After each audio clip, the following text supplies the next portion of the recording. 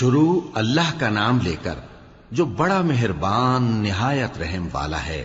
الف لام را، یہ اللہ کی کتاب اور قرآن روشن کی آیتیں ہیں۔ کسی وقت کافر لوگ آرزو کریں گے کہ اے کاش وہ مسلمان ہوتے۔ اے نبی، ان کو ان کے حال پر رہنے دو کہ کھا پی لیں اور فائدے اٹھا لیں، اور لمبی لمبی آرزویں ان کو دنیا میں مشغول کیے رکھیں۔ آخر کار ان کو اس کا انجام معلوم ہو جائے گا۔ اور ہم نے کوئی بستی ہلاک نہیں کی مگر اس کا وقت مقرر لکھا ہوا تھا۔ کوئی امت اپنی مدت مقررہ سے نہ آگے نکل سکتی ہے اور نہ پیچھے رہ سکتی ہے۔ اور کفار کہتے ہیں کہ اے شخص جس پر نصیحت کی کتاب نازل ہوئی ہے، تو دیوانہ ہے۔ اگر تو سچا ہے تو ہمارے پاس فرشتوں کو کیوں نہیں لے آتا؟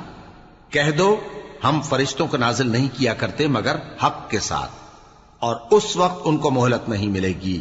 بے شک یہ کتاب نصیحت ہم ہی نے اتاری ہے، اور یقیناً ہم اس کے نگہبان ہیں۔ اور ہم نے تم سے پہلے کے مختلف گروہوں میں بھی پیغمبر بھیجے تھے، اور ان کے پاس کوئی پیغمبر نہیں آتا تھا مگر وہ اس کے ساتھ ہنسی کرتے تھے۔ اسی طرح ہم اس گستاخی کو گناہگاروں کے دلوں میں ڈالے رکھتے ہیں، سو وہ اس پر ایمان نہیں لاتے۔ اور پہلے لوگوں کی روش بھی یہی رہی ہے۔ اور اگر ہم آسمان کا کوئی دروازہ ان پر کھول دیں اور وہ اس میں چڑھنے بھی لگیں تو بھی وہ یہی کہیں کہ ہماری آنکھیں باندھ دی گئی ہیں، بلکہ ہم پر جادو کر دیا گیا ہے۔ اور ہم نے آسمان میں برج بنائے ہیں اور دیکھنے والوں کے لیے اس کو سجا دیا ہے، اور ہر شیطان مردود سے اسے محفوظ کر دیا ہے۔ ہاں، اگر کوئی چوری سے سننا چاہے تو ایک روشن انگارہ اس کے پیچھے لپکتا ہے، اور زمین کو ہم نے پھیلایا اور اس میں پہاڑ بنا کر رکھ دیے، اور اس میں ہر ایک چیز اندازے سے اگائی۔ اور ہم نے تمہارے لیے اور ان لوگوں کے لیے جن کو تم روزی نہیں دیتے اس میں معاش کے سامان پیدا کیے، اور ہمارے ہاں ہر چیز کے خزانے ہیں، اور ہم اس کو بمقدار مناسب اتارتے رہتے ہیں۔ اور ہم ہوائیں چلاتے ہیں جو پانی سے بھری ہوئی ہوتی ہیں، سو ہم آسمان سے مے برساتے ہیں، پھر ہم تم کو اس کا پانی پلاتے ہیں، اور تم تو اس کا خزانہ نہیں رکھتے۔ اور یقیناً ہم ہی حیات بخشتے اور ہم ہی موت دیتے ہیں، اور ہم ہی سب کے وارث ہوں گے۔ اور جو لوگ تم میں پہلے گزر چکے ہیں ہم کو معلوم ہے، اور جو پیچھے آنے والے ہیں وہ بھی ہم کو معلوم ہے۔ اور تمہارا پروردگار قیامت کے دن ان سب کو جمع کرے گا، وہ بڑا دانا ہے، خبردار ہے۔ اور ہم نے انسان کو کھنکھناتے سڑے ہوئے گارے سے پیدا کیا ہے، اور جنوں کو اس سے بھی پہلے بے دھوئیں کی آگ سے پیدا کیا تھا۔ اور وہ وقت قابل ذکر ہے جب تمہارے پروردگار نے فرشتوں سے فرمایا تھا کہ میں کھنکھناتے سڑے ہوئے گارے سے بشر بنانے والا ہوں، بس جب میں اس کو درست کر لوں اور اس میں اپنی طرف سے روح پھونک دوں تو اس کے آگے سجدے میں گر پڑنا۔ چنانچہ فرشتے تو سب کے سب سجدے میں گر پڑے مگر شیطان کہ اس نے سجدہ کرنے والوں کے ساتھ ہونے سے انکار کیا۔ فرمایا اے ابلیس، تجھے کیا ہوا کہ تو سجدہ کرنے والوں میں شامل نہ ہوا؟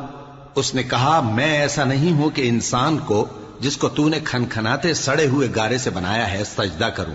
فرمایا یہاں سے نکل جا کہ اب تو مردود ہے، اور تجھ پر قیامت کے دن تک لعنت برسے گی۔ اس نے کہا کہ پروردگار مجھے اس دن تک مہلت دے جب لوگ مرنے کے بعد زندہ کیے جائیں گے۔ فرمایا اچھا، سو تجھے مہلت دی جاتی ہے وقت مقرر یعنی قیامت کے دن تک۔ اس نے کہا کہ پروردگار جیسا تو نے مجھے بھٹکا دیا ہے میں بھی زمین میں لوگوں کے لیے گناہوں کو آراستہ کر کے دکھاؤں گا اور سب کو بہکاؤں گا۔ ہاں، ان میں جو تیرے خاص بندے ہیں ان پر میرا قابو چلنا مشکل ہے۔ فرمایا کہ مجھ تک پہنچنے کا یہی سیدھا رستہ ہے، جو میرے خاص بندے ہیں ان پر تجھے کچھ قدرت نہیں کہ ان کو گناہ میں ڈال سکے۔ ہاں، بد راہوں میں سے جو تیرے پیچھے چل پڑے، اور ان سب کے وعدے کی جگہ جہنم ہے۔ اس کے 7 دروازے ہیں، ہر ایک دروازے کے لیے ان میں سے الگ الگ حصہ ہے۔ جو متقی ہیں وہ باغوں اور چشموں میں ہوں گے۔ ان سے کہا جائے گا کہ ان میں سلامتی اور امن و اطمینان سے داخل ہو جاؤ، اور ان کے دلوں میں جو کدورت ہوگی ہم اسے نکال دیں گے، گویا بھائی بھائی مسندوں پر ایک دوسرے کے سامنے بیٹھے ہوں۔ نہ ان کو وہاں کوئی تکلیف پہنچے گی اور نہ وہ وہاں سے نکالے جائیں گے۔ اے پیغمبر میرے بندوں کو بتا دو کہ میں بڑا بخشنے والا ہوں، بڑا مہربان ہوں، اور یہ کہ میرا عذاب بھی درد دینے والا عذاب ہے۔ اور ان کو ابراہیم کے مہمانوں کا احوال سنا دو۔ جب وہ ابراہیم کے پاس آئے تو سلام کہا، انہوں نے کہا کہ ہمیں تو تم سے ڈر لگتا ہے۔ مہمانوں نے کہا کہ ڈریے نہیں، ہم آپ کو ایک دانشمند لڑکے کی خوشخبری دیتے ہیں۔ وہ بولے کہ جب مجھے بڑھاپے نے آ پکڑا تو تم خوشخبری دینے لگے، اب کاہے کی خوشخبری دیتے ہو؟ انہوں نے کہا کہ ہم آپ کو سچی خوشخبری دیتے ہیں، سو آپ مایوس نہ ہوں۔ ابراہیم نے کہا کہ اللہ کی رحمت سے مایوس ہونا تو گمراہوں کا کام ہے۔ پھر کہنے لگے کہ فرشتوں، تمہارا اصل کام کیا ہے؟ انہوں نے کہا کہ ہم ایک گناہگار قوم کی طرف بھیجے گئے ہیں کہ اس کو عذاب کریں، مگر لوط کے گھر والے کہ ان سب کو ہم بچا لیں گے، البتہ ان کی بیوی کہ اس کے لیے ہم نے ٹھہرا دیا ہے کہ وہ پیچھے رہ جائے گی۔ پھر جب فرشتے لوط کے گھر آئے تو انہوں نے کہا کہ تم تو ناآشنا سے لوگ ہو۔